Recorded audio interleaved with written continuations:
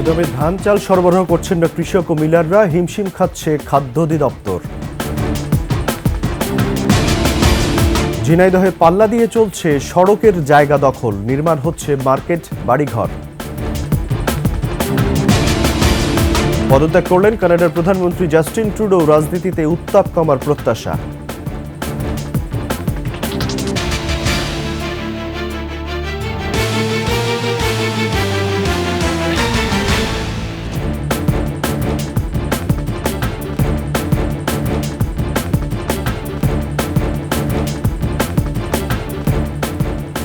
শুনছিলেন সংবাদ শিরোনাম। আমন্ত্রণ সকালের ২১-এর সংবাদে, সাথে আছি আমি রাজিউর রহমান। দর্শক, ২১ টেলিভিশনের সংবাদ একই সাথে সরাসরি দেখতে পাবেন আমাদের ফেসবুক পেজ www.facebook.com/2124 এছাড়া সাবস্ক্রাইব করতে পারেন www.youtube.com/@21TV চ্যানেলে। দিনাজপুরের হিলিতে আমন মৌসুমে ধান ও চাল সংগ্রহের লক্ষ্যমাত্রা অর্জনে হিমশিম খাচ্ছে খাদ্য অধিদপ্তর।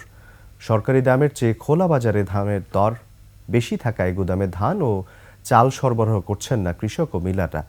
এতে সরকারের খাদ্যবান্ধব কর্মসূচিতে চাল সরবরাহ ব্যাহত হওয়ায় শঙ্কা সংশ্লিষ্টদের। হিলি প্রতিনিধি সালাউদ্দিন বকুলের তথ্যচিত্রে ডেস্ক রিপোর্ট। শস্য ভাণ্ডার ক্ষেত দিনাজপুরের হিলি। এবারের মৌসুমে এখানে ৮,১১৭ হেক্টর জমিতে রোপা আমন ধান চাষ হয়। ধান উৎপাদনের লক্ষ্যমাত্রা ধরা হয় প্রায় ২৯,০০০ টন। আবহাওয়া অনুকূল থাকায় উৎপাদন হয়েছে লক্ষ্যমাত্রার কাছাকাছি। প্রতিবারের মতো হিলি থেকে চলতি মৌসুমে ৫৬৪ মেট্রিক টন ধান এবং ১৩৭ মেট্রিক টন চাল সংগ্রহের লক্ষ্যমাত্রা নির্ধারণ করে খাদ্য অধিদপ্তর। গত ১৭ নভেম্বর থেকে শুরু হয় সংগ্রহ কার্যক্রম। তবে বাস্তবতা হচ্ছে ১.৫ মাস পর ৩৯ মেট্রিক টন চাল সংগ্রহ করা গেলেও জমা হয়নি এক মুঠো ধান।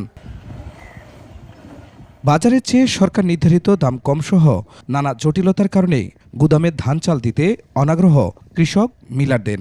সরকারি গুদামে ঝামেলা বেশি, দামে কম। গুদামে ধান যা এই জন্য আগ্রহ নেয় যে ধানটা শুকাতে হয়, খুব পরিশ্রম করতে হয়, হয়রানি হবা লাগে, কয় আপনারটা হবে না, নিব না। ২৫-৩০ লাখ টাকা করে খরচ করে দেখা সারা বছর বসে কোনো ব্যবসা নাই, সরকারকে চাল দিতে গেলেও অনেক লস। প্রাইসটা গভর্নমেন্ট ৫০ টাকা করতো, তাহলে কৃষক আরও ধানের দাম বেশি পাইতো। ধান চাল সংগ্রহ অভিযান চলবে ফেব্রুয়ারি মাসের শেষ দিন পর্যন্ত। বাকি সময়ে ধান চাল সংগ্রহ হওয়ার আশাবাদী খাদ্য বিভাগ। সরকারি দর কম হয়, আমরা ধান এখনো সংগ্রহ করতে পারিনি। তবে বাজার দর যদি কম হয় বা পরে যদি হয়, এখনো তো সংগ্রহের সময় আছে ২৮শে ফেব্রুয়ারি পর্যন্ত। এবছর সরকারিভাবে ধানের দাম নির্ধারণ করা হয় ১,৩২০ টাকা মন। বাজারে দাম ১৪০০ থেকে ১৫০০ টাকা। চালের দাম বাজারে কেজি প্রতি ৫০ টাকা হলেও সরকার দাম নির্ধারণ করেছে ৪৭ টাকা। Khurshid Alam, desk report, ২১ television. দর্শক, ধান চাল সংগ্রহের আরও খবর জানাতে আমাদের সাথে সরাসরি যুক্ত হচ্ছেন হিলি প্রতিনিধি সালাউদ্দিন বকুল। বকুল, নিশ্চয়ই শুনতে পাচ্ছেন আমাকে? গুদামে ধান চাল সরবরাহ করছেন না কৃষক মিলাররা, যতটুকু আমরা একটু আগেই দেখছিলাম একটা বিস্তারিত প্রতিবেদনে। সেক্ষেত্রে কি ধরনের সমস্যা হতে পারে? এছাড়া আপনার কাছে এই বিষয়ে বিস্তারিত কি তথ্য আছে আমাদের জানাবেন। ধন্যবাদ রাজিউর। দিনাজপুরের হিলিতে সরকারিভাবে ধান চাল সংগ্রহ অভিযান শুরু হয়েছে ১৭ নভেম্বর। এটি চলমান থাকবে ২৮শে ফেব্রুয়ারি পর্যন্ত। ধানের বিষয়ে যদি বলি, এখন পর্যন্ত সরকার ধানের লক্ষ্যমাত্রা নির্ধারণ করেছে ৫৬৪ টন, কিন্তু কৃষকরা এখন পর্যন্ত সরকারি গুদামে কোনো ধান দেন নাই। কারণ হিসেবে কৃষকরা যেটা বলছেন সেটি হচ্ছে সরকারের বেঁধে দেওয়া মূল্য হচ্ছে ১৩২০ টাকা প্রতি মন, কিন্তু বাইরে বাজারে ১৪০০ থেকে ১৫০০ টাকা মন হিসাবে ধান বিক্রি হচ্ছে। এছাড়াও সরকারি গুদামে ধান দিতে হলে শুকনো ধান এবং টাকা ব্যাংকের মাধ্যমে নিতে হয়, এতে করে সময় লেগে যায় এবং বিভিন্ন জটিলতার মধ্যে কৃষকরা পড়েন। এজন্য কৃষকরা এবার সরকারি গুদামে কোনো ধান দেন নাই। আর চালের বিষয়ে যদি বলি, চালের বিষয়ে মিলারদের সঙ্গে আমি কথা বলেছি। মিলাররা আমাকে যেটি জানিয়েছেন সেটি হচ্ছে তাদের ১ কেজি চাল উৎপাদন করতে খরচ পড়ে ৫০ টাকা, কিন্তু সরকার এই দাম বেঁধে দিয়েছে মাত্র ৪৭ টাকা প্রতি কেজি। এতে করেও মিলাররা লসের সম্মুখীন হচ্ছেন। এজন্যই মূলত মিলাররা চাল দেননি। তবে এই হিলিতে 13 জন মিলার সরকারের সঙ্গে চুক্তিবদ্ধ হয়েছেন গুদামে চাল দেওয়ার জন্য, কিন্তু এখন পর্যন্ত মাত্র 3 জন মিলার 39 মেট্রিক টন চাল গুদামে দিয়েছে। এই ছিল আমার কাছে হিলির চাল সরবরাহের খবর। হিলি থেকে সালাউদ্দিন বকুল। রাজীব বকুল, ধন্যবাদ আপনাকে। দর্শক, হিলি থেকে সরাসরি যুক্ত হয়েছিলেন সহকর্মী সালাউদ্দিন বকুল। তিনি জানাচ্ছিলেন সেখানকার চালের বিস্তারিত খবরাখবর। গত দুদিন ধরে সূর্যের দেখা মেলায় তাপমাত্রা বেড়েছে দেশের সব জায়গায়, তবে কুয়াশার সাথে হিমশীতল বাতাসে কমছে না দুর্ভোগ। উত্তরের জেলা কুড়িগ্রামে গত দুদিনে 1 থেকে 2 ডিগ্রি সেলসিয়াস তাপমাত্রা বেড়েছে। সন্ধ্যায় নামছে ঘন কুয়াশা, উত্তরের হিমেল বাতাসে অনুভূত হচ্ছে কনকনে শীত। সিরাজগঞ্জে ঘন কুয়াশার পাশাপাশি শীতের মাত্রা কিছুটা কমলেও স্বস্তি ফেরেনি জনমনে। গাইবান্ধাতে কমেছে কুয়াশার দাপট, তবে কনকনে বাতাসে শীত বেশি অনুভূত হচ্ছে। হতদরিদ্র মানুষ শীত বস্ত্রের অভাবে পড়েছেন বিপাকে। শীত জেঁকে বসেছে দেশের দক্ষিণের জেলা লক্ষ্মীপুরে। রাতের পাশাপাশি সমানতালে শীত অনুভূত হচ্ছে দিনের বেলাতেও। রাজবাড়ীতেও বাড়ছে শীতের প্রকোপ, বাড়ছে শীতজনিত রোগীর সংখ্যা। পাহাড়ি জেলার রাঙামাটিতেও কুয়াশা আর হিমেল হাওয়ায় শীতের তীব্রতা বাড়িয়ে দিয়েছে।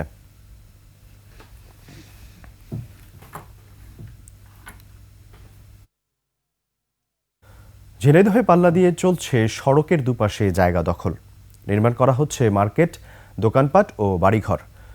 দখলের দৌড়ে থেমে নেই সরকারি আধা সরকারি প্রতিষ্ঠানের কর্তা ব্যক্তিরাও।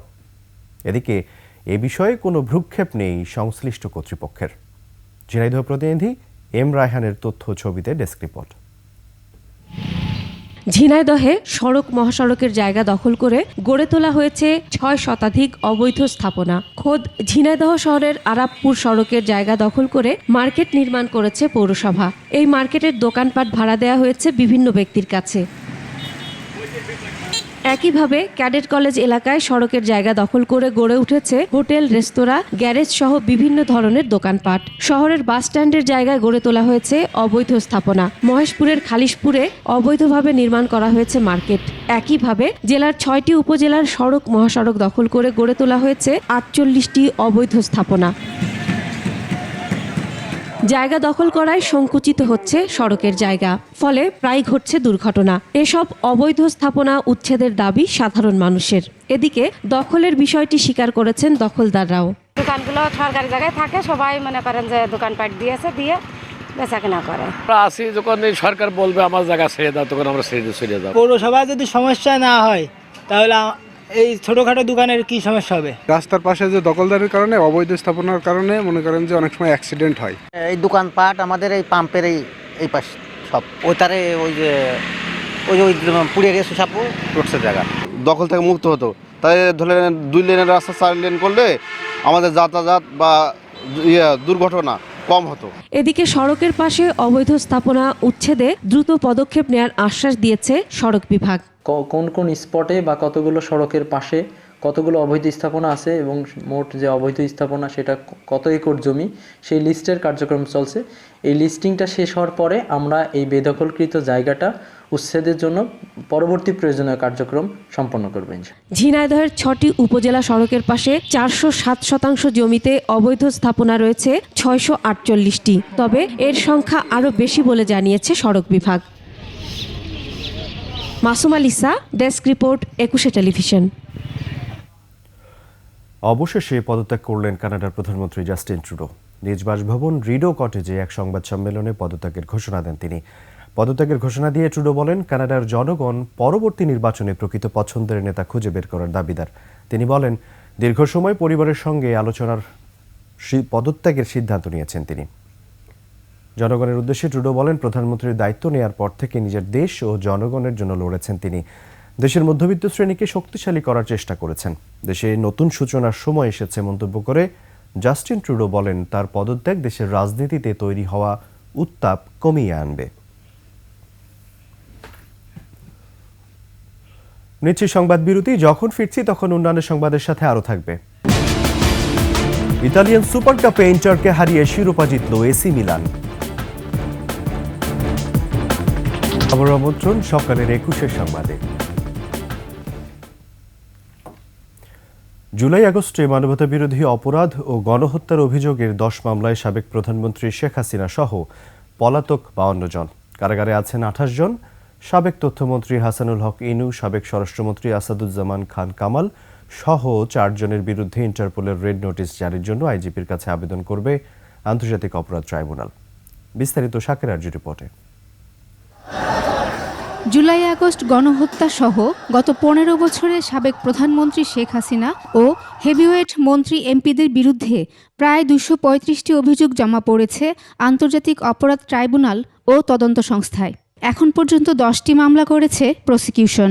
আমরা এখনো পর্যন্ত অ্যাপ্রক্সিমেটলি 80 জনের বিরুদ্ধে ওয়ারেন্ট অফ অ্যারেস্ট ইস্যু করিয়েছে আন্তর্জাতিক অপরাধ ট্রাইব্যুনাল। ওইখান থেকে 28 জন এখন আমাদের আইসিটিবিডি মামলার অধীনে কারাগারে আছেন। তার মধ্যে ক্যাবিনেট মিনিস্টার আছেন, তারপরে পুলিশের টপ অফিসিয়াল আছেন, পুলিশের কিছু নিম্ন পর্যায়ের কর্মকর্তারা আছেন এবং একজন সাবেক সেনা কর্মকর্তা আছে।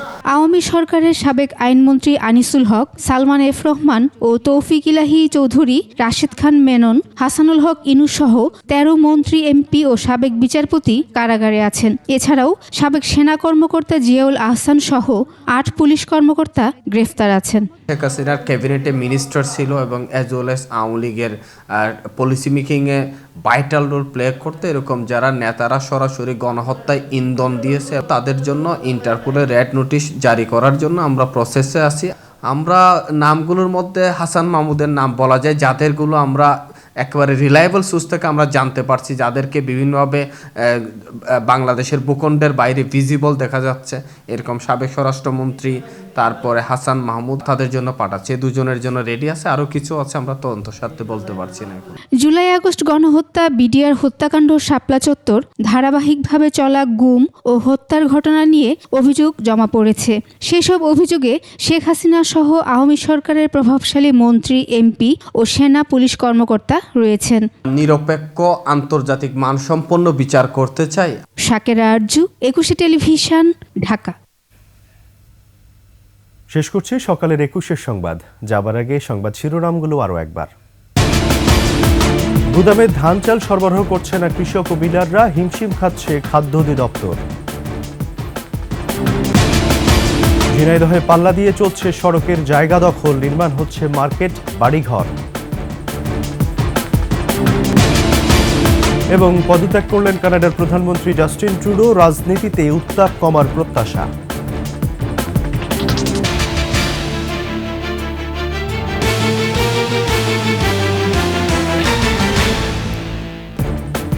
সর্বশেষ সংবাদ জানতে ডায়াল করুন 2021 নম্বরে, আর ভিজিট করুন 21-tv.com এই ওয়েবসাইটে।